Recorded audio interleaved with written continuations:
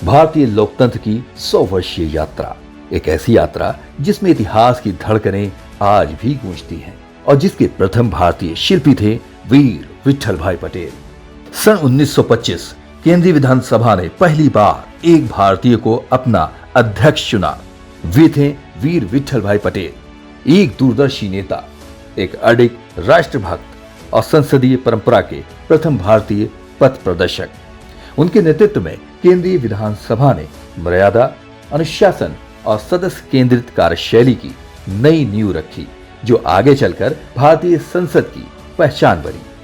24 और 25 अगस्त 2025 दिल्ली विधानसभा ने इस ऐतिहासिक क्षण की शताब्दी को राष्ट्रीय उत्सव के रूप में मनाया।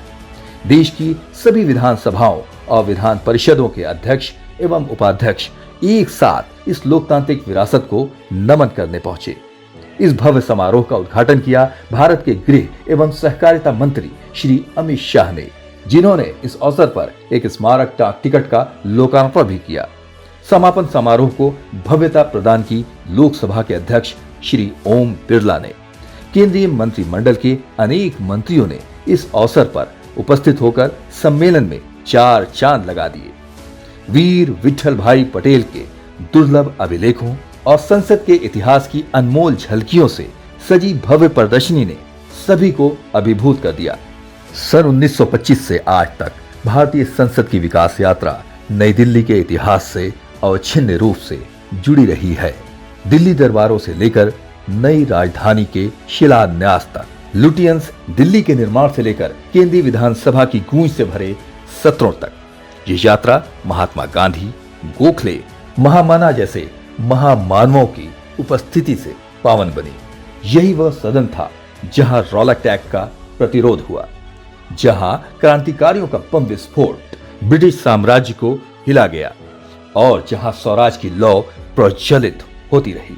स्वतंत्रता के बाद संविधान निर्माण, राष्ट्र निर्माण और लोकशाही की संस्थाओं के सशक्तिकरण का दायित्व इसी परंपरा ने संभाला। इस 100 वर्षीय यात्रा को सजोने और आगे पहुंचाने का संकल्प है शताब्दी यात्रा।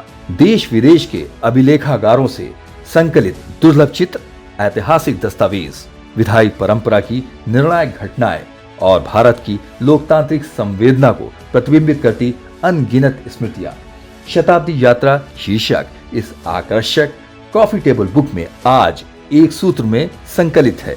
शताब्दी यात्रा केवल एक पुस्तक नहीं, अपितु एक काल साक्ष्य है, भारतीय लोकतंत्र की अमिट गाथा का सजीव दस्तावेज। विधायी परंपरा की इस शताब्दी पर हमारे राष्ट्र की लोकतांत्रिक विरासत को नमन। शताब्दी यात्रा पीढ़ियों को प्रेरणा देती एक अनंत यात्रा।